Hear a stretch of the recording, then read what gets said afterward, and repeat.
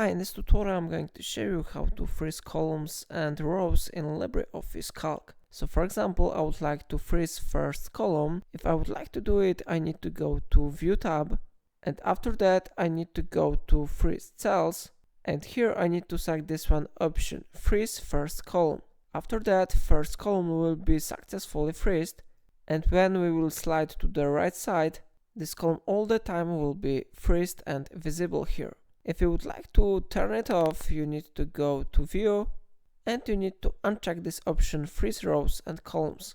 But if you would like to freeze the row, you need to click on the row that you want to freeze, and after that you need to go to View, you need to go to Freeze Cells, and you need to select here Freeze First Row. Now if you will scroll down, you can see that the first row is visible here, so how you see it really works. So it's all for today. If I helped you to do it, remember to like this video and subscribe my channel, and please let me know in comment if it solved your problem.